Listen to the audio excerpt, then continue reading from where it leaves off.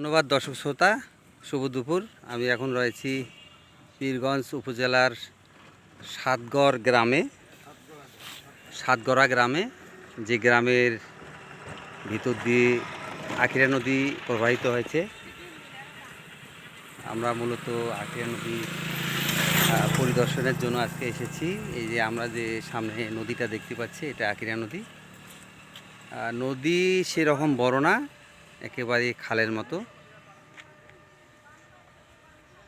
খনন করার পর অনেকটা পুনর্জীবিত হয়েছে। এই যে এটা ব্রিজ।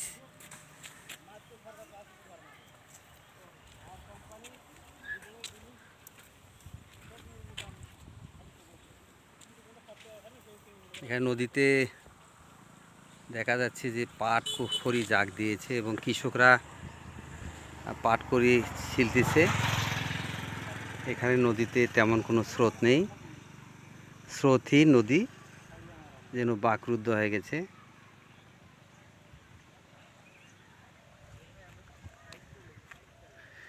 আমরা এখানের এক চাষির সঙ্গে কথা বলবো। হ্যাঁ ভাই, হ্যাঁ, আপনার নাম কি? এদিকে একটু হন।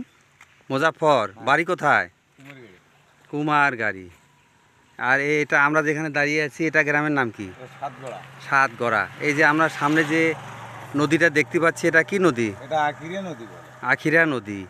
আপনারা ছোটকালে এই নদীটা কিরকম দেখেছিলেন? ছোটবেলা আমরা দেখেছিলাম নদীটা ভরাট ছিল।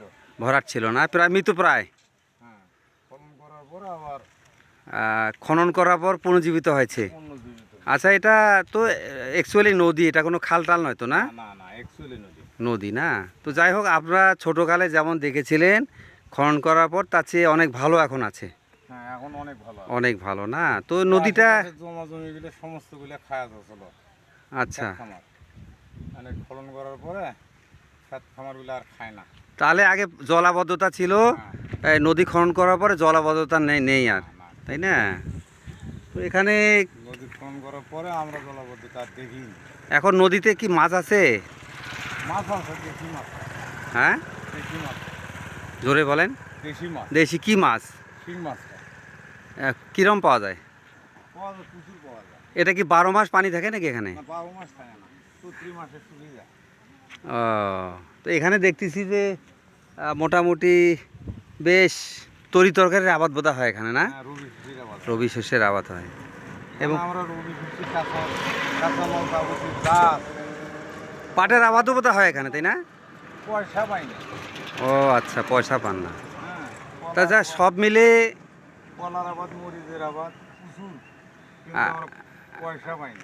সব মিলে দেখা যাচ্ছে যে আখিরা নদীটা আমরা কৃষকের আশীর্বাদ, তাই না? হ্যাঁ, এই নদী না থাকলে এখন যে ফলনটা হচ্ছে এটা হতো না।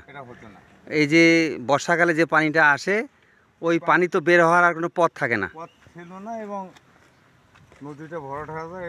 আশেপাশের ধান যা হচ্ছিল সমস্ত খাওয়া যায়। আচ্ছা, ধন্যবাদ আপনাকে। যে আমরা দেখতে পাচ্ছি যে সাতগড়া গ্রামের প্রাকৃতিক সৌন্দর্য অনেক সুন্দর।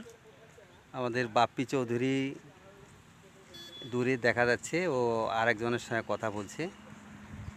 তো এই হচ্ছে সাতগড়া গ্রামে অবস্থিত আখিরা নদী।